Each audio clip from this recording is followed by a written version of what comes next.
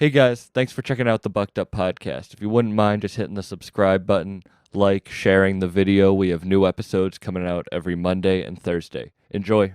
This episode is sponsored by Exotic Roots Hydro, which I have to give a huge shout out to. They are a huge supporter of the podcast, and I'm really happy to be working with them. If you're ever in Rochester, New York, and you need to learn about any of your hydroponic needs, go to their shop. You can follow them at Exotic Roots Hydro on Instagram.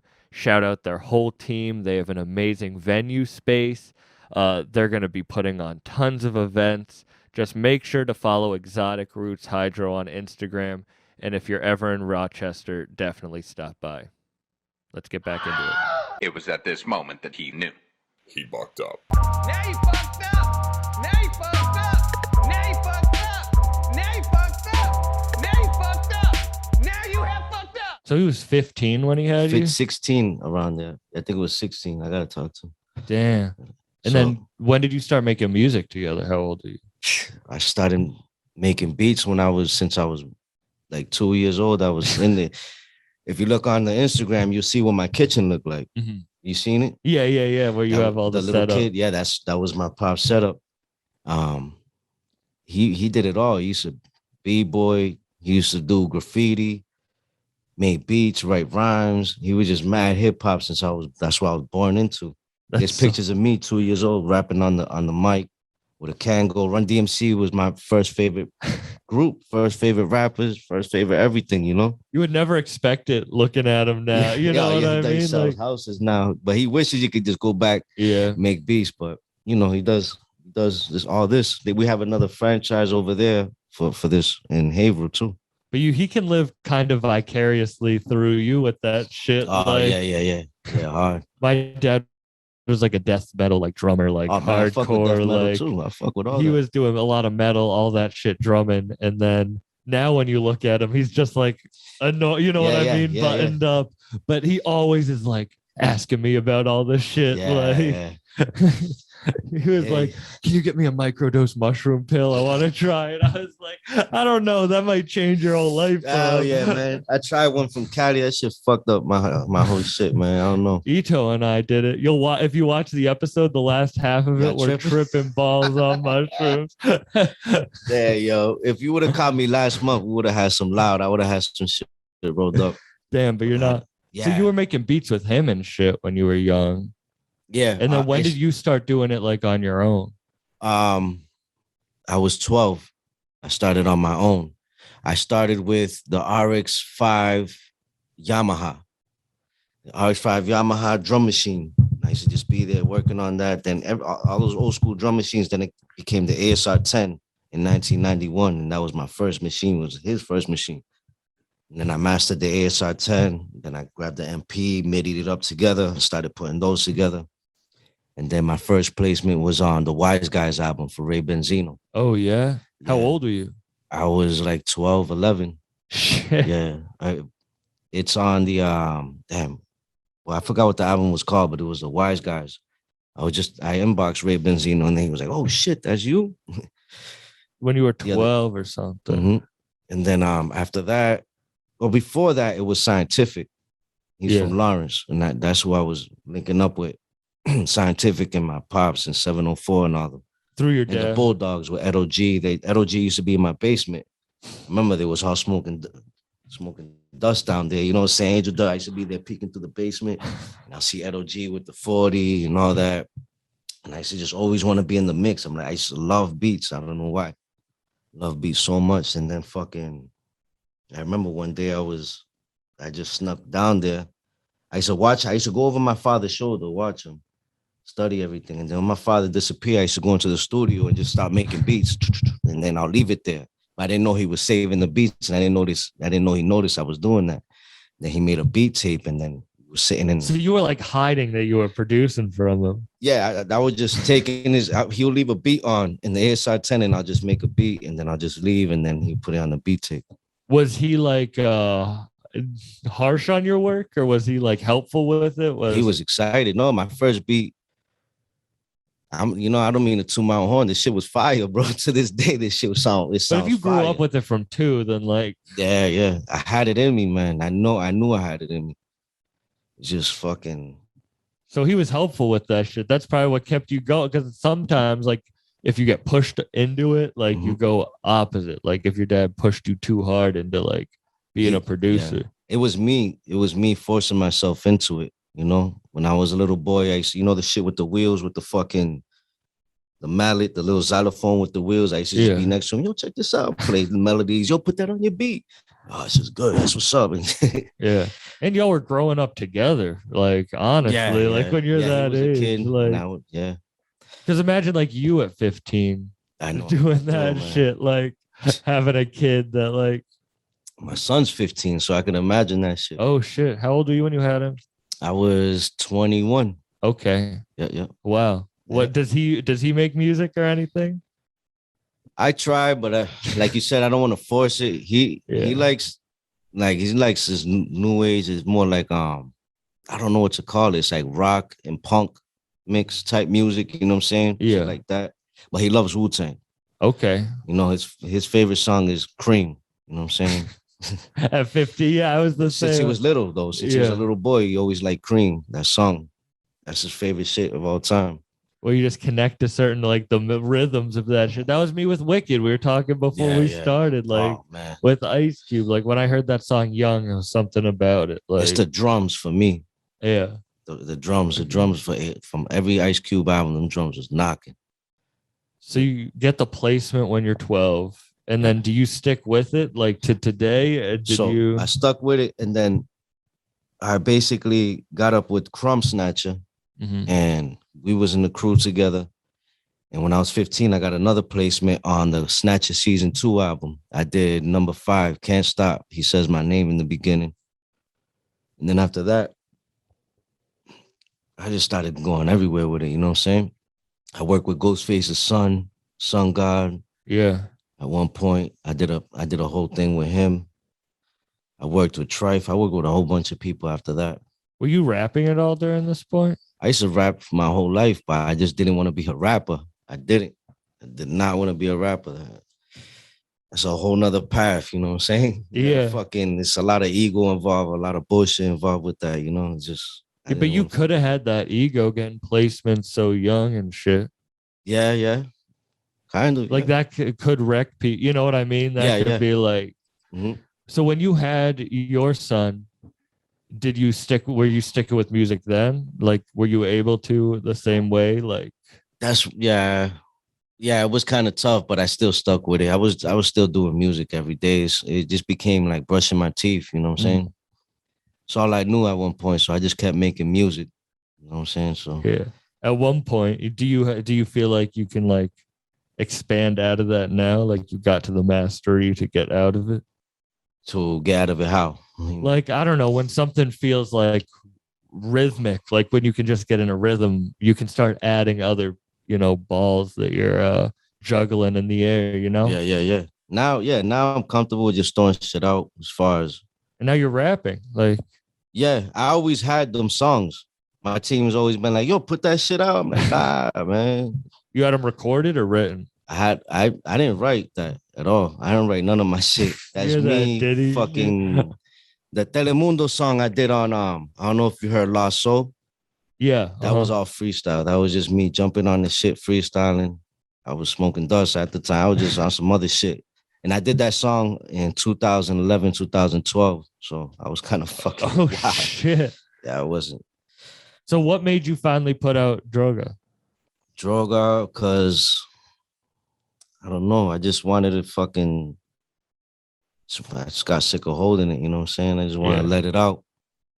And everybody just kept begging me to put that shit out. So I did it. I wasn't going to even tell nobody I did that shit rapping. How you figured out that shit was me, though? Rapping. It took me. Do you want to know? I was sitting, listening to that like 3 or 4 times, being like, who the fuck is rapping on this? And then like I forget on what track. On one track, you say your name. Who the fuck is Fuse? Who is you? Though? Yeah. And then I was like, oh, I got it. You know what? That was going to be the first question I asked you, real talk, on this podcast. I was going to be like, Is that you rapping on that? Yeah. But I heard that and it all clicked. Yeah, you know, that was that was supposed to be on the low. The MC's name is MC Sucio. So I was just gonna, and Sucio means dirty. And I Yeah. was just gonna keep that shit on the low, but everybody just kept putting two and two together, you know. Yeah. I didn't really want to come out like that, but it just happened. No, it's a dope. Honestly, I was like very surprised and impressed with it because like I had known your production for so long since I wanted like when was the first time I really knew your name? Probably 2018. I would like that term song with Chic Luche and Straight off the block. yeah, yeah. That was probably the first time where I like put two and two together where I knew your name. That's funny. When I sent the album out to the DJs, they were like, "Yo, but who the fuck is the rapper?" I just kept putting "Yo, MC Sucio." Till PF Cutting hit me. You know PF Cutting? Yeah. That was Sean Price's DJ. He hit me back up. He's like, "Yo, what the fuck? Who's fucking rapping?" I said, "Yo, I got sick of asking fucking famous rappers for features, so I had to do it all myself." Yo, he started dying. He said, "Yo, that's just fire, son." And he put me twice on his radio show. That's when I knew. I'm like, all right. Sean Price wasn't behind my head. Like, Shortfyuz, not for nothing. Can you put the volume up? Not for nothing. And then he just kept fucking with me the whole time. I remember him in Fame arguing in the back seat. Him in the Fame. What was it that? Praz's verse was playing for Ready or Not, Refugee taking over. And then Sean Price went like that to Fame. And Fame said, "Why you give me that, son?" He's like, "Yo, that was the hardest verse you ever wrote. I ain't write that shit, son." You know? Long story short, P was just a fun dude to be around, man. Mad fun. Was that your first full project that you put out? For The one that had Not For Nothing on it?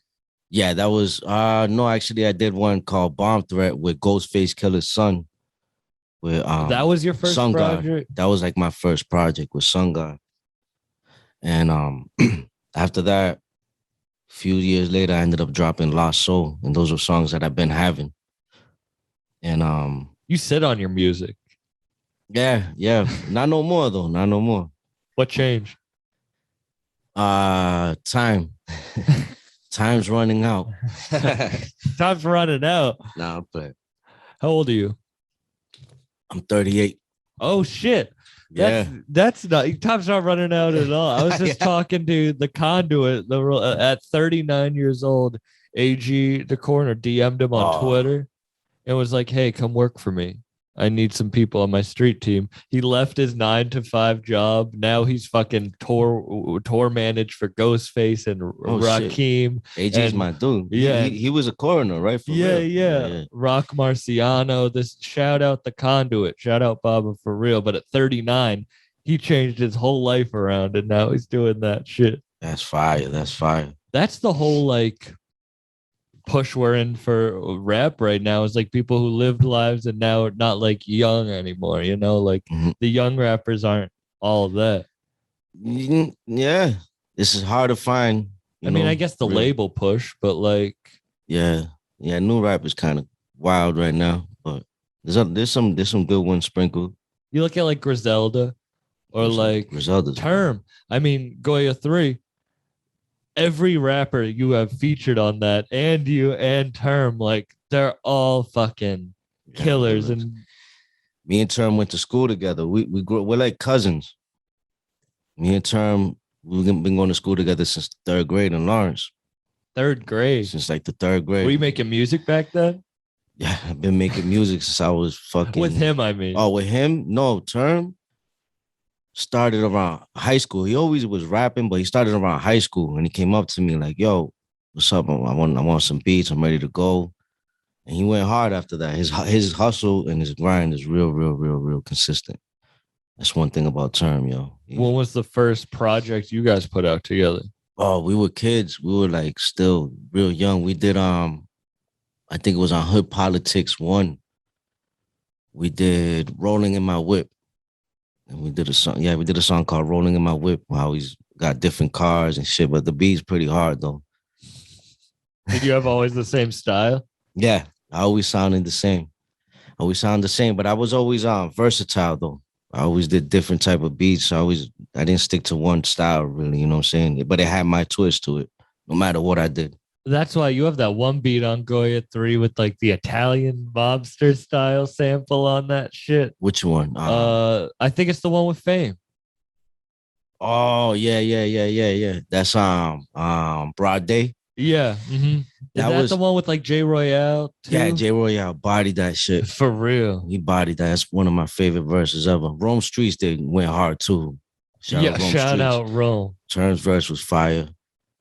And then Fame, he just happened to be sitting there in the studio, and we're like, "Come on, Fame, can you get on the hook?" He's like, "Nah, son, I ain't fucking doing shit today." He's like, "Play that beat back." Yo, turn the mic. And he got on the mic and just started bodying the hook real quick. Have you ever rapped with had you ever rapped with like other people? Like No one knows I was rapping, son. Only my close people. Like Term knew me forever. I always knew. Yeah. You know, I was always around rap. I always been rapping, but not like that. But nobody knew I was rapping though. There's something that, kept on the low. Yeah. I mean, I know time changed it, but like for real, like that is like a big thing to change and like put out an album where you're rapping. Yeah, it was random. I just fucking just dropped it out of nowhere. What do you have? You said you're not sitting on music anymore. What else do you have like coming? Oh, I got another Droga album coming. I got more instrumentals coming. I feel like producers are getting their shine like more now. Yeah, absolutely. Before it was hard for producers, But, The like one rapper, one producer thing, like it's starting to, I don't know, it was around, but it's like starting to come back, Yeah, people are starting to get producers to do whole albums. Excuse me. Fucking pizza. Yeah, they're starting to do that a lot now. Everybody's starting to get producers doing whole projects with them. That's just pretty fire. When did the Goya series start? When was the first one? We actually started around 2012, the whole Goya series, and that shit took off immediately. Like Nori inboxed us and was like, "I fuck with this. Send me a thing." And the next fucking day, he sent the verse. I had a heart attack. I was like, "Oh shit, Nori's on my fucking beat." Then Inspector Deck hit T up, and then fucking after that was everybody else. Shit was spread like wildfire. Did you still get like nervous because you grew up with like around real rappers? Do you get like starstruck when someone's on? Oh yeah, I'm a fan. I'm a fan first, always. I'm a fan, man. You know what I'm saying? I still get starstruck when I see like my favorite rappers. I was bugging when I seen Razcast the other day. That shit was crazy, man. Saying still to this day, I bug out on all of them. What was the like biggest look for you, like personally? Like which one were you most excited about? Because you have had some of the craziest people on your beats. Rest in peace, Sean Price. That was the one I was excited about. He was hitting me. Before he died, he told me we got to do an album together. So we put it on the Ruck Down, Duck Down, whatever, And I was like, all right. So, but at that time I was all corrupt too, but that's another story. Yeah. You mean like with the business or other shit? I was just out there doing stupid shit, Yeah. Do you look back at that time with like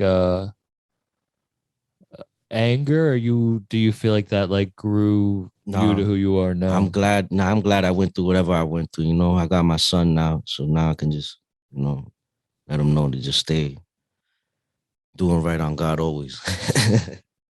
Is that what that stands for? Yeah. This doesn't stand. The drug is the music. The drug is the music, yo. There's no drug. I'm not promoting drugs. I'm not fucking, what you call it, glorifying none of that shit. It's basically the doing right on God always, the music's a drug. Yeah, the intro. I love the intro on it. Yeah, he's talking in Spanish. Yeah. You understood it? Yeah, I think half. Yeah. I don't know Spanish at all, but I feel like understanding, like I can understand like half, but I've fucking. Yeah, I got you. It's basically 1-800-DROGA. They call him, and they're thinking they're calling for real drugs, And the dude's like, get the fuck out of here, get the fuck off the phone. This ain't, the music is the drug. That's what droga is, and that's basically what. Where did you get that drop from? That is from Dominican political dude there. I just found that shit there. My boy used to always scream that. My boy, shout out Paxi. He used to always come to the crib screaming that. Droga. Yeah, that's that so shit. it's so it's like gets stuck in your head. Yeah.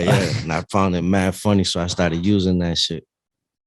When did you so were all those songs meant to be put together as an album, or were those all just different ones that then you made cohesive? Exactly. Yeah. Those are different ones I make cohesive. That's just me connecting shit and putting together the puzzle. I'm pretty good at that. I do that shit pretty fast. You know what I'm saying? Yeah. Do you do that for other albums? Like when you produce an album, do you make Yeah, the beats in a Goya. certain like Goya, yeah. For Goya and every album I have, I'll try to squeeze in intros a little, you know. That's me doing all that shit, all the extra shit. Cause I like to paint a picture more. I like to have it like a movie. You know, I don't like just doing here, then the song stops. And then like, you know, I grew up yeah, with like the Far Side album. Remember that shit? yeah. Like the cover and all. When I first, I'm like, this is what I want to do. I want to have art and all shit like this. Since I was little, there's a million albums I can name like that, but you know what I'm saying. Yeah. So you prefer working like with one artist on an album more than like track here and there. A compilation? Yeah. Or not even a compilation, but you want to like you don't want just all right, I want my song put on this album or this album. You like making a full piece. Mm-hmm. Yeah. Yeah, it has to make sense to me, you know, whether it's one artist or if it's 100 artists on the thing, but it just got to make sense for me. Yeah. Yo, you got to jump on my shit one time, though, you know, do a little skit for me. Oh, yeah, you're not going to have me rap. Yeah, rap. Fuck no it. way. I found this is so embarrassing. I found like when I was in like high school and shit, all these old raps I had on my phone. Yeah. They're mad embarrassing. I was listening back to that shit. I sent them to a couple of friends. I was like, listen, I never wanted to be a rapper, even in the bars. I was like, I'm a comedian, but I don't know why I did that shit. Do spoken word. Just turn it into spoken word. No beats. That shit's embarrassing. I was in, you know, the producer Mefucks of Lord Mob. Yeah, he lives. Yeah, that's my guy. Yeah, so I was in his studio. We were doing a podcast. He's like, hop in the booth and freestyle. I was like, I don't think you and somewhere out there there's the worst freestyle of all time that he can just drop and ruin me. It was that bad. It was real bad. Yeah, you guys are drinking. Yeah, drinking, smoking, like. The whole like you were talking about like being a dad. That's what like the term thing, the good dad gang. Like I that's why I loved that word. Like when you pulled up with your dad. Like yeah. I loved that with my shit. Like I just went to see Action Bronson with my dad. That's like it's important. Yeah, he's a real big important part of my whole shit. So my dad he birthed me into this shit. Came out from DR straight to New York. Yeah. How old? Man, I wish he was here. He was young. Yeah, definitely young. I want to say 9. Yeah. You know, he's straight from DR to New York, Brooklyn, Queens, around there. And he came down to Lawrence with all that shit, with the DJ, the rapping, the graph, and this is early 80s. You know what I'm saying? Then I was born. And that's all I was looking at, you know? Yeah. I used to be running around the house with a Kango hat at 2 years old, you know? Trying to be Run DMC. Did you want to be a rapper at those times? Like I wanted to do something. I wanted to make beats and rap. But yeah, I kind of wanted to rap a lot when I was little and break dance. I used to break dance too. Do you still?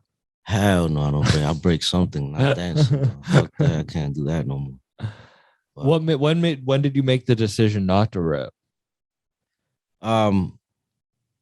When I was just I just wanted to focus on my craft because I knew the beats that I was doing it had a big impact just by the reaction of everybody. And then I'm getting, you know, superstars telling me my shit's fire. So it gave me that motivation. And I just felt like, yo, the rappers, we call it, the path for them is real. It's like that shit's a warrior's path, yo. That shit's not easy. Yeah. Yeah, I do a lot of shit to be a rapper, you know. I didn't really want to be. I wanted to be behind the scenes my whole life, just collecting the bread, making beats. I didn't really want my face all, you know. I wouldn't even do this back in the days. No, I was talking to Crime Apple about how like it's like a mental illness almost, the like want to just push and like be out there. Like I feel that with comedy, Mm. like why else would I want like the attention from that shit? Like my, like Yeah. not even big like fame type shit, but just like Mm. to have my face out with the product. But yo, but comedy, you have to do that shit though, right? Yeah. That's just mandatory. Well, me as a producer, I'm just in the cut chilling, man. I get to just make the beat and let the rapper go out there and do what they want with it and get. What made that mindset? What gave you that mindset? Because at the time I couldn't rap about what was going on around me. Yeah. You Yeah. know, it was too much going on, and I just didn't want to be saying too much. You know, now I've been pretty legit for fucking years, and I've been pretty good. You know what I'm saying? When you were you making music or did you take a step away? When recently, No, like yeah, when yeah, you I just stopped everything. I just kept doing music, and I mean like when you were like doing other shit, when you were you know, yeah, were you making music yeah, then? yeah, yeah. I was making music. Always, I was always making beats. I always had my MPC in the middle of a fucking. You know what I'm saying? I have my Yeah. MPC always. I wake up in the I wasn't random sure if you had spots. to like take a step away to come back from it or if it was What do you mean? like because you grew up with it. I didn't know if there was a point where you took a step away and you were like, maybe this isn't what I What? want to do to come back to like music. Uh, you talking about step away from music? Yeah. Um, I don't think I ever stepped away from music, bro. You were That's born into it. It was always at the edge of my bed, no matter where I was. I had the MPC and I had the machine. I was just always doing beats. If I don't do it, if I don't make music, I'll just start feeling some type of way, you know? Yeah. You think it's chance like that you ended up like this is your life path or Yeah, yeah, not really. I think it was bound to happen, you know? Because it's pretty much all I know. yeah. You know what I'm saying? What keeps you going? Mm, a lot of things keep me going. My son and the fact that I just never quit making music, it just keeps me going. I don't know. I can't really explain it. Yeah. Faith. Yeah. It's basically what it is. No, it's like And love. And the love. I don't want to like bring up like fate, you know what I mean? But like Yeah. I feel it, and I've asked so many times about it, but it's weird like bringing it up. But it's true, like just believing in like whatever to keep you going. Oh yeah, you have to. You have to have faith in what you're doing. You can't have no doubts in your head, no matter what happens. You just gotta know what's gonna happen, you know? Because whenever I doubt a situation, it never happens. Mm-hmm. You know, You gotta like keep your mind clear of all that shit. do you have like certain things? You said you're not smoking or drinking now. Does that help you? Like, do you have things that you do to clear your mind, like routines? I'll go to the gym and run like 5 miles now because I miss smoking weed, but you know. That's how I got into running. Yesterday I like to run like I actually I took a break off from running because I was too Oh, you run busy. I was too? like, yeah, I do like I need to move into the gym now. It's getting cold, but I did like probably 4 miles yesterday. And I took like 2 months off, and my legs today are like jelly, like fucking. Yeah, yeah. But that's where I get like I have to like work out the anxiety in my brain. Mm-hmm. You Yeah, that's know? that. Ever since I quit, I've been feeling like that. I'm a little anxious because the weed used to fucking keep me relaxed at all times. You know what I'm saying? Like now I'm just like mad awake. Yeah. Then I have mad time on my hands too. You know, I don't. Is like your breathing the only reason you quit, or was it like a mental thing too? Hmm. Kind of. I like the clarity that I had after a while. You know what I'm saying? Yeah. I wasn't as fogged up, but yeah, man. When I was sick, I couldn't breathe for like 2 weeks. It was like short breath. But it wasn't like for just one day. This shit was like for 2 weeks straight. Then I lost like 15 pounds. I couldn't eat, couldn't hold, I was just like, fuck that. I'm not touching anything. Plus the cigarettes didn't help. Yeah. Yeah, man. Say no to drugs and cigarettes, kids. Say no to cigarettes. I like drug, to I like to preach the no tobacco. Like, just no smoke tobacco. weed. Like, Yeah. I mean, if you don't smoke weed, but it's the tobacco. The weed, there's nothing wrong with the weed, but the weed's gonna lead me back to. I smoke a joint and I go for a run. That's what I do. Like, I get high and go for a run. Yeah, I used to love that zone. That was a good zone to be in. That's high, the real runner's high. Yeah, that's when you're high running. Facts. That's the official run. Yeah. Man, I used to do that shit, man, all the time. Do you feel like sobriety changed your music at all? It changed my motivation. The sobriety helped me put this fucking MC Sushi shit out. You know what I'm saying? Mm-hmm. It woke me up to a lot of different things in my life. So, and it inspired, it made me realize I was always like smoking and my kid was there and all that. And he's probably looking at me, I didn't want him to grow up smoking cigarettes and shit and the drinking and all this shit. I just stopped all that shit, I do. I feel you. You get to a certain point where it's like, I'm getting too old for this shit. Yeah, no, I feel you. Like, my dad would hide cigarettes, but I would always smell it and shit. Yeah. And like him seeing that he was like not proud of it, like him hiding it made me be like, that's why I never smoked like cigarettes fully. Like, I smoked tobacco, but never like cigarettes. Cause I was like, why was he hiding it? And same thing with you, like you quitting it. He's like, all right, there's a real reason for that. Weed makes you super hard on yourself because you overthink everything. That's a fact. And that's probably why you wanted to put your mute. Not probably, I don't want to like speak for you, but like I was probably extra analytical, over analytical with the music, the art, everything. But I'm still kind of like that, but not too much no more. I'm just like, just put it out to the universe and see what the fuck the universe tells you about it. I'm having this really bad mental cycle where it's like, I've been doing comedy long enough, but I almost feel like I'm not good because because every time you get to like the top of a hill, there's a mountain next to it, Facts. So like, I'm super hard on it. It's like, man, I suck, even though I've like headlined shows and stuff. And I put in a lot of work before you go on stage. Yeah, I do. Yeah. Mm-hmm. Almost, I would like Ron. There's this comedian Ron White. And he was talking about how he wants to almost like hit a joint the second he walks on stage, and that's kind of how I feel. Yeah, you get that shit don't.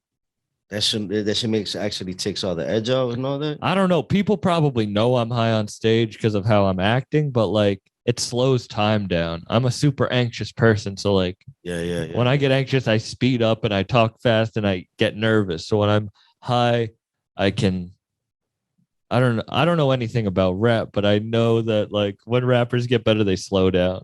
Yeah. Yeah. Because it's like you learn how to manipulate time better or use pauses. Mm-hmm. And that's what weed and comedy does for me, I feel. Is it's like it slows me down so I don't feel like I have to be talking every second. I can let them sit in silence for a couple seconds, which before would feel like. Yeah. I can imagine that. You got no beats behind you. It's just your voice on the stage. Yeah. And like it doesn't go like sometimes I say shit that makes a whole audience really mad. So like then you have a whole room who hates you as a person. And you still have to figure that shit out. You're good at. I think I am good at dealing with hecklers. I dealt with the craziest hecklers when I started comedy. Yeah. Like people throwing drinks at me, people screaming at me. What? I would do jokes about cops and I had cops threaten me, like threaten to arrest me, like shit. Be like, stop drinking or we'll pull you over on the way home if you joke about us, like shit like that. So now I've kind of built up a wow. But you can't be too mean. That's the thing with hecklers is you can't have the whole audience turn on you. Yeah. I roasted the fuck out of this couple a couple of weeks ago in Worcester. And I had to buy him a drink afterwards. I felt so bad. He was heckling. I just roasted the fuck out of him. How he was dressed, his wife, all that shit. That's wild, though. Have you ever performed rap live? Like, have you ever rapped in front of an audience? Last time I did that was me and this kid Easy Money, we dropped the album. Yeah, you guys have a couple projects We out, got two, right? yeah. The first one was 7 grams. And in the release party in Boston, in the Middle East, Yeah. I popped out of nowhere rapping Telemundo, and everybody's like, "Oh shit, you fucking that was you?" And I was like, "Yeah." How'd But that feel? that shit was fucking a little nerve-wracking, but it was straight. You know what I'm saying? I got to be behind my beat machine. I didn't have to go on the stage, jumping around, doing all that shit. I just stayed in one spot. Would you ever perform your album? Yeah, I'll probably do that shit. Would you do it behind a beat machine? That's the way. That's the best way. I'll do it. I'll do it while I'm making the beat at the same time. I think. You know, so I'll be able to just, and spit. But yeah, I would have to practice that. Get some pointers from my rapper friends. But before that, I rapped on stage in high school. I used to do that. I used to do the talent shows. Did you ever bomb? Nah, I never bombed. I never really bombed on stage. I'm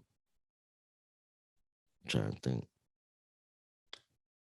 Nah, actually, not that I know of. What is a bomb to a rap show? Like not many people show up. A bomb to a rap show is fucking forgetting your words on the stage. I had some friends that I used to fucking, like, I don't want to say names, but I watched them getting drunk backstage. I'm like, fam, we're about to be on stage, man. You know what I'm saying? We got to do this shit, blah, blah, blah. Yeah. He gets on the stage and he slurred every word and forgot and just threw the mic on the floor and left. I seen that shit, you know what I'm saying? Shit like that happen. I don't like when people turn on the audience. Oh, yeah? Start. Like, you guys suck. Oh, You I'll get the guys fuck out the fucking- stage. You start doing that. I'll be like, yo, nah, get me out of this shit. I don't like that either. I don't think that's right. But yeah, I used to do beat battles. Shit. On everything. At one point, I was on everything. Yeah. Yeah, I'll be high. That I can do high as fuck, but I was just fucking out of it. But I was winning a couple rounds, so I did pretty smooth. What's a beat battle? Like you just make a beat. Well, everybody was just. I thought the beat battle was like, what's his name from Blue and his Exile? producer Exile. Yeah. I thought you see how Exile did the battle with against Mad Lib's brother. Oh yeah. I was like, that's what I'm thinking. Beat battles. I go over there, motherfuckers are just playing their beats and just standing there. Or you just gotta have real good moves. I'm like, yo, this is a fucking dance contest. This is not a fucking beat battle. It's a fucking dance contest. You start breakdancing. I'm like, so I got my pads in front of me. I'm like, I just sat down and I just started doing the beats live, and I was the only motherfucker doing that. I'm like, I guess the future is just standing there and pressing play. That's so stupid. Yeah. So I just was up there, boom, playing the beats live. You know what I'm saying? It was smooth. You like performing? Yeah. Like, do you like? On the 13th, I'm gonna perform a beat show. Oh, at the in the Spigot River Brewery in Lawrence. I'm gonna go up there and do that. Hopefully, you pass through. You know what I'm saying? Yeah, I would. I'm definitely gonna be there. Do you like DJ and tours? I know how to DJ, but I never really DJ. Is that a whole different thing? I'm so fucking ignorant. When I was doing tours in Europe, like with Rex, when I put out, Rex is. Mm-hmm. When I put out that album, Order and Chaos, I was DJing that tour, but the way I DJ'd it wasn't like with 2 turntables. I just had it all on my machine, which is like an MPC pad. Yeah. And I'll have all the songs there. So I was like, just putting song one by one through the pads, just doing it live. Yeah. But I would like to have, the 2 turntable shit. Is that do you know how to do that? Is like, yeah. I used to be in my room with 2 techniques. My first 2 records was what was it from KRS-One? What's it called? My Philosophy. It's like as it be going back. I was able to juggle and do all that shit. That was my shit back in the days. You definitely do have like a old school inspired sound. Like it shows like for your love for the old school and shit. Yeah. I love hip hop, man. I love hip hop. I like today's hip hop too. It's pretty fire. Yeah, who are you listening to? My main shit is what I listen to. That is such a hard question. I know, like, I haven't been lately. I've been listening to my fucking self. Yeah. because I've been so focused on making so much beats. I haven't had time to stop and listen to anything, man. Just Are you hard on your shit, like listening back to it, or do you? Mhm. Yeah. I'm always tightening and tweaking and tweak. I sometimes I just gotta get it out of my own hands so it can fucking Yeah. get out. You know, No, what were you saying? I'm right now. I'm working on all the Goya instrumentals. I'm tightening those up. I'm gonna put those shits out too. Oh, an instrumental for all the. All the That's Goya. Like we have, what was it, like 3 projects? I'm gonna put them all in one. Come out with a thing. You know what I'm saying? It's gonna come out dope. Have you guys planned for a fourth one? Not yet. No, not yet. But it'll be there. What other artists would you want to put albums out with? Right now, I got an album with Feeve in the stash. UFO Feeve. Shout out UFO. Yo, One of the most talented, Feeve is one of my nicest. favorites. Yeah. Feeve destroyed this whole fucking album. We bodied this shit, man. I can't wait to put this shit out. Can you give a name? What, one song? He has one called The Entry. All right, I'll take that. Is that what you're saying? That's not. Yeah. What you saying? I was saying, do you have a name of the project? Oh, name of the project? Nah, we don't got a name yet. All right. No, we don't got a name yet. How do you feel like sitting on it? Like, I don't know. I don't mind not you rushing don't mind, it. Nah, yeah. but we talk to each other all the time, you know. But we're not rushing it. Everything's just flowing smooth. he's one of those people that like everyone listening really should check out his music too. And I can't Absolutely. wait for your guys' project Oh, man. together. I'll show He you killed after. that beat that on Goya. He killed that shit. Yeah, Don Julio. He Yeah. popped up in Brooklyn that night. He just came through, started lighting up. We was smoking. And when I played that Don Julio beat, he was like, leave that shit on.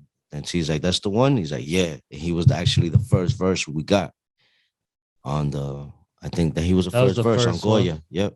It was the Don Julio was named Don Julio because me and Term broke night drinking 1942 Don Julio. And we fucking drank so much, we passed out in Static Studio. And Term was knocked out, and it was 5 a.m. And me, I wake up no matter what. So I was up, and I was just sitting there. I went on Static's computer, and I started finding samples. I found drums, put the beat together. Term woke up and looking at me. He's like, "What the fuck is that?" And he said, "Yo." And he just got up. He started dusting himself off. Got on his phone, wrote a quick ass verse. Opened the mic booth. He said, "Yo, record me right now." And he dropped that verse for Don Julio. We literally was up all night breaking night in the studio with mad bitches, all this shit he said. That was a true story. Then Feeve came through later on. And when we played the Don Julio, he was like, "My man, that's the fucking one right there." He bodied that verse immediately. And then we sent it out to Nems. That's my brother right there. And he bodied that shit. He came to the studio bodying that shit, yo. That's a legendary studio. Yo, Nems came in. There was mad girls in the studio. And he was saying the most wildest shit that night. I was cracking the fuck up, dog. His verse, the first time I heard it, I was laughing Yo, out loud. Man, we was all trying to hold our laugh in the studio. Like we was laughing up because there was too much people in there. And the girls are like, "What the fuck is this? A crazy ass motherfucker." Yo. Man, my stomach was hurting that day. Yo, Nems is one funny ass dude, bro. That's fun. I love how funny like rappers are. You know what I mean? Like, sure. You ever watch Chappelle's Block Party? Nah, I never got a chance. I seen it real quick, but I don't. It's on Netflix now, Yeah. actually. If Oh, you yeah? want to, yeah. I'm gonna peep It's that like shit. Chappelle put together like a rap the festival Roots, that he yeah. hosted and shit. And he was like, you know, rappers and comedians that have very similar mindsets. The like you on Yeah. stage, all that shit. That was my dad's favorite movie growing up. Like, honestly, that's a dream I have, is to put on like a rap and comedy festival. I did my first one at Deuce Ellis's place. Yeah. Out in Brooklyn. Shit, we like sold it out. It was packed. We had a comedy night, then a rap night. We had a Should bunch of do one records over and there shit. in the brewery that I told you. I would love I that. can get For real. that party, you know. That would be Later we talk, amazing. I'll get you. It was funny that we both thought each other were from New York and we're both masked. Yeah. Like, I'm from that little town, Lawrence, and it's like mad. It's an immigrant city. You know, you've been to Lawrence, yeah, right? yeah. Mhm. Rick Ross would Mad. always pop out there. He loved Lawrence. Yeah, there's somebody gave him $15,000 for a verse from Lawrence out there one time. He ended up in the basement in one of them Yeah. trap out there. He just signed Smoke Bolger. Oh, Smoke Bolger from Boston. Yeah. Oh shit. Yeah, He he's signed an to OG MMG. too. Yeah. He's gonna be on the podcast soon. Check He's it a out. man. Yeah, he's the He's man. a real dope dude. Boston has a dope rap and music scene that I feel like it's overlooked. BIA. Yeah, Bia. She's from Cousin Stiz. Cousin Stiz the man too. He's nice. But I mean, like Term, Static, Term too, like yeah. there's a lot. Fucking Al Divino or SD Knack out of Lynn. Aldovino, ST Knack, Real Life Experience, RLX, that's my man right there. He's nice. Primo I didn't know Prophet. RLX was from. It's from Lawrence. For RLX. real? Yeah, he's like my cousin. He's my I had no brother. idea. He signed to fucking Crime, right? Signed to Crime. Yep. Yeah, shout out And Crime. Monks. That episode's coming soon. Yeah, Crime is nice too. Crime's a monster. Crime's one of those. His pen is ill. Yeah, he's like Nems, where it's just funny as shit, but still hard. Smooth. Crime is like smooth. Yeah, he put some words together real smoothly. He killed that track. The which one from Goya? Yeah, from Goya. He picked that other beat. It's on La Soul. It's not even a regular Crime type beat. It was like almost got like trap drums in it, kind of, but it was kind of dark. But he killed that shit too. Yeah. And who else is from? There was a couple heads we missing out. Hopefully we didn't. I know. Salute everyone. Salute everyone. But no, for real, like, and if you talk to Griselda, like Con, Benny, they all say that Boston is when they realized they were on. Yeah, I was there in that first show too. I was inboxing Conway, and he was telling me to meet him up. He was gonna get on a beat.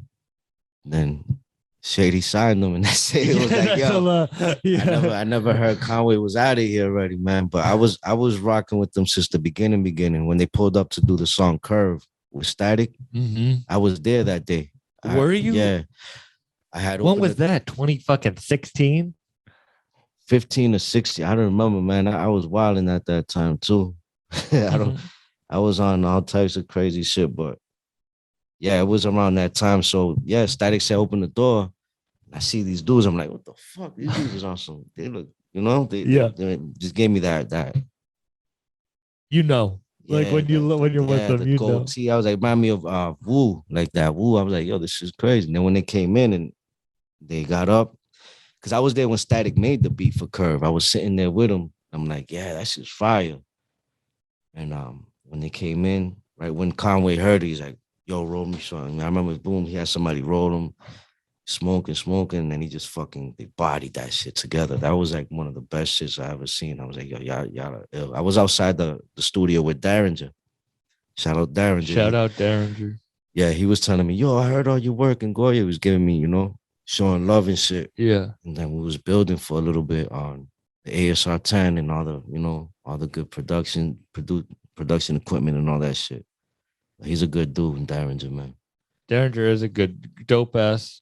Yeah. I like you putting out instrumentals. I love the instrumental shit. Yeah, you think I should keep doing that? I do think you should. Why were people telling you not to? No, I'm just me as a producer. I don't want to let all my beats like that. Yeah, people start putting out fucking albums. I'm not playing. Yeah, I'm talking shit. Cool, they can do whatever they want with the beats. Does that happen? People use your beats. That's what it's out there for. Yeah. Do it. I want them to use the beats. Yeah, but I was gonna tell you, I need to get them on vinyl though. That's what I'm trying to do next. Oh, I know somebody that might be able to help. Word, all right, let me know. I want to do the Lost Soul. Yeah. A lot of people in Europe hitting me up from Germany. You said you did shit in Europe. I did tours in Europe. Yeah, I did a lot of tours in Europe. 2013 was my first tour. Well, I did like 2 tours in Europe, but I went everywhere though. That must be crazy getting shown love out there. Yeah, hip hop is alive out there. You been out there? No, I mean I've been out there, but not for comedy or rap or anything. Yeah, you got to go out there one time. Amsterdam was one of my favorites. I did Germany. Did the fucking what you call it, beer fest, Oktoberfest. Yeah. Oh, you did that shit. Yeah, I would love to go out there. That. Yeah, my favorite. I've been to Barcelona. I've been to Scotland and Ireland. I always wanted to see Scotland and Ireland too. Yeah, that shit it's beautiful. Fun. Yeah. Hell yeah. I went to Spain. Had the worst weed I ever smoked though. Yeah. In Barcelona, I got some trash weed. Yo, was it where I got the worst? No, that was Cuba. Cuba gave me all black weed, yo. Shit was all black, like it was backwood, Damn. like burnt backwood. Trash. Yeah, burnt backwood guts. That's what that shit remind me of. Then fucking, but I'll tell you, Swiss had some bomb ass weed. Switzerland had good weed. Yeah. Amsterdam was Candyland for me, yo. You know. Really? I heard their weed was kind of. It wasn't like Cali. It's not. It's not as good. Like. Is it hard being in the studio, not smoking or drinking? Yeah, because I don't know. I can't explain it. You know what I'm saying? Though, I do. You know, when I stopped smoking, my creative space is just different now. When I stopped smoking blunts, everyone around me smoking backwards in front, and they'd be like, "Oh, come on, you won't take one hit of it," and you have to be like, "No, I fucking won't." I don't know if you ever heard of Jay Skis. He signed to Conway, the drum work. But he talks about like sobriety, like he's sober. He's sober too. He's sober, and when Conway like signed him, he was like, "Come to the studio," and they had like 1942. They were all smoking, and he was like, "Man, if I was like on my shit, I don't think he would have signed me. Like I was sober, I focused on the work and shit." Mm-hmm. Yeah, that helped me a lot too. I've seen a lot of good things happening because I used to be sleeping on mad shit because I used to be on too much, you know. Yeah, so I just overdid it. You know, I didn't balance it. That's the whole thing. You can smoke, but you just gotta balance your shit. You know what I'm saying? Yeah. I feel like I need to get the balance of it, because it helps you out so much that you like it brings you into so many good situations, and then you have to realize like the balance of how you're using it, Yeah, because I'll be like, I used to blank out sometimes. I used to be too high. I'll be fucking up sessions. You ever do hallucinogens or anything? I did it all except for heroin. Yeah. Yeah, I did. You have a problem with anything? No, I didn't have no. That's good. Yeah. I might, but you ever do DMT? No. I want to do that, but I'd rather do it with a shaman. I need to have a shaman. I might be able to help you. You a shaman? No. I just had a shaman give me an experience like a week or two ago. Oh, you'll be able to like, if I'm having a wild experience, you'll be able to bring me back or to if earth. You need, I might be able to introduce you to someone who could help you. I don't know, man. I want to get into. I was gonna fix some shit, but yeah, man, I can't. I don't know. DMT is gonna take like 5 shamans for me, yo. There's too much shit. It's crazy. Yeah, it's crazy. But you want to do it? That would be the thing. I want to do it because what they told me, what it does, you know what I'm saying? You die and then you resurrect. You know what I'm saying? That's what made me start this podcast. For real? I was in a real dark place and I did it. Yeah. And my life, if you ask people who know that I did it, they know that there was like a direct change before and after. That's what my friends are telling me too. My boy, he did it. My brother did it too. It's not like a drug. Like it's not like you're like partying and shit. It opens up your third eye. Yeah, you realize you learn to appreciate everything. You know what I'm saying? Everything. Yeah. How old were you did mushrooms for the first time? Mushrooms, I was probably fucking 15. Damn. But you know when you take that for the first time and you're like, the world's a lot different than you like actually. Super Mario Land when I first did that shit. I was in my basement. I remember that shit. That shit was fucking crazy. But I had mad fun. I never had a bad trip off mushrooms. I only had bad trips for the first couple times. Oh yeah? Yeah. Damn. I wasn't good with myself. I had a bad trip with acid. The thing with acid is that they fucking they like take this as one hit. And then my uncle calls me. He's like, yo, whatever you do, don't take that whole thing. That's fucking 3 hits. I was already in there like swimwear. Next thing you know, I'm in the basement, fucking punching the cement floor, laughing. And I try to run from my trip at 6 a.m. around the block with what do you call them? When them kids are wearing them sandals, them nurse sandals. Oh, yeah. Fucking Crocs, basketball shorts, and the fucking wife beater, freezing, getting rained on. I was just running from my trip. That's No, I did the in my same. mind. I thought I was leaving it behind, but I was doing some fucking. You know, I ran like 4 miles in jeans and a flannel once in a bad mushroom trip. Yeah.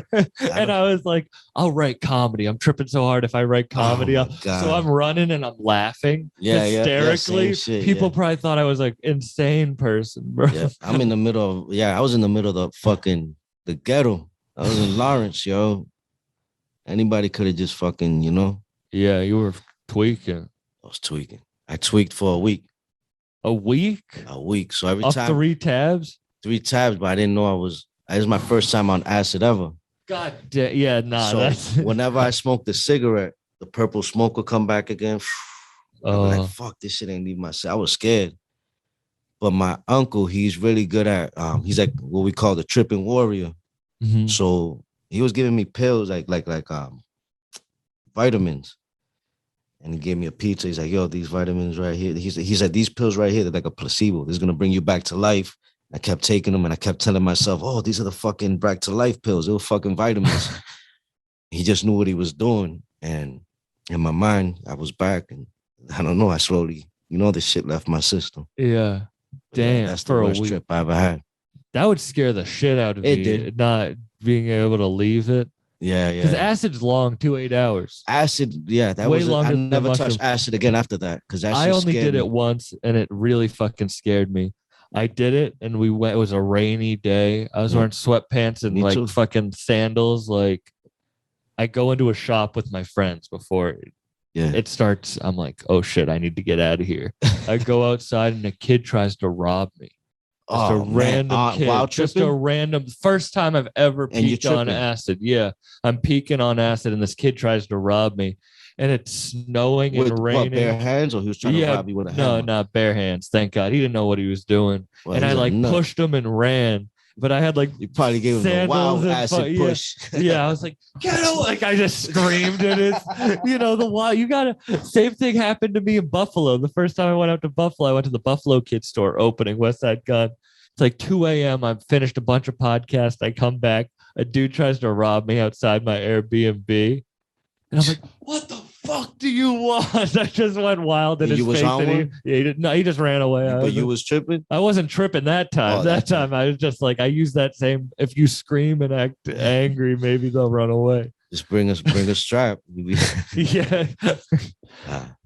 No. Yeah. But you know what I'm saying. I Yeah. do know what Somewhere. you're saying. Yeah, Buffalo's a wild place. Yeah, Buffalo's crazy, man. I went out to Jamestown up the street from there. It was pretty wild. Remind me of Manchester, though. Yeah. Sure. Manchester can get a little. Manchester went bad, man. They that fentanyl started hitting out there.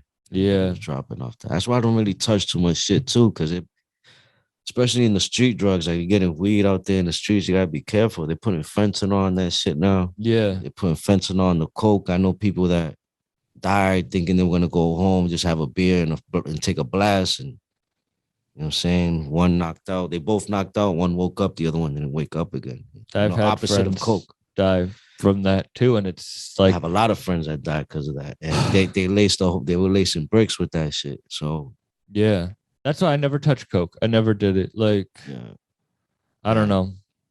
yeah, fuck coke. You know what I'm saying? Drinking, I had a little bit of a drinking problem. Like I would drink too much when I was younger, but I cut that. Now I can have like one beer and I'm good. But like before, I would be like handle a Jack Daniels, you know. Yeah. I was never really a heavy drinker like that. Only if I was on some shit, I'll be drinking. Yeah. But, yeah, it'll go hand in hand. Balance me out. So you said you had the project coming with UFO Fever. Who else would you want to work with, or do you have any other projects coming? I would like to do a project with Nems. I've been sending him mad beats. He keeps telling me, send me more. Them beats you sent me was garbage, but I like the one you did. But I listen to them in my car. You know what I'm saying? Your beats is fire, Fuse. I listen to them, but I can't write to them. I'm like, all right. So I'm sending him like 8 beats at a time. See if he picked one though. I'll show you that later. He picked a real good one. Yeah, he's gonna body that shit. I can't wait to hear it. But I would love to do a project with Nems. I would love to do a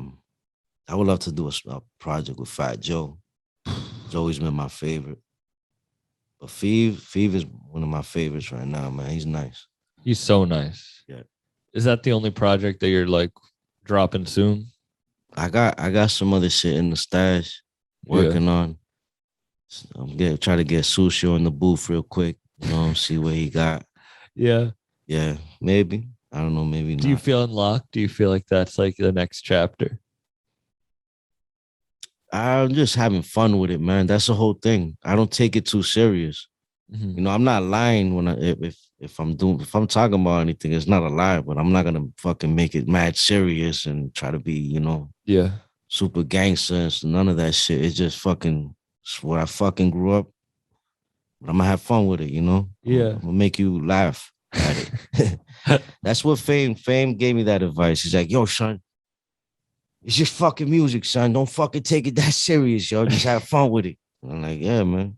But I always kind of been like that. But Fame was one of the dudes that told me that. That's awesome. Shout out Fame. Fame is another one I want to do an album with. That would be crazy. I I would feel love like to you do guys. yeah, man. I sat with him. We made a few beats together. The Physiologies in the Stash. Fame in Terms album. I made at least like 4 beats on that with Fame. Damn, I can't. Making beats was Fame. Fame is one of the funnest dudes in the studio, too. To be with your Fame. Yeah, he's mad fun. Funny as. I bet that album with Term is crazy. Which one? The Physiology? Yeah. Oh yeah, I got some of that in cut too. I can show you that too. Damn, that's gonna. Thank you so much for coming on, for real. I'm happy we got to sit down we're in New Hampshire right now. Yeah, but yeah. Sit down face to face and talk, for real. Thank you. That's what I wanted to do. Man, thank you. Oh yeah, brother, you already know. You want to plug any of your shit before we wrap up? Yo, Shortfyuz Droga out now. It's the fucking album cover. Do right on God always. It's droga, not drugs. Say no to drugs, but say yes to droga. Follow him on Instagram. Peace.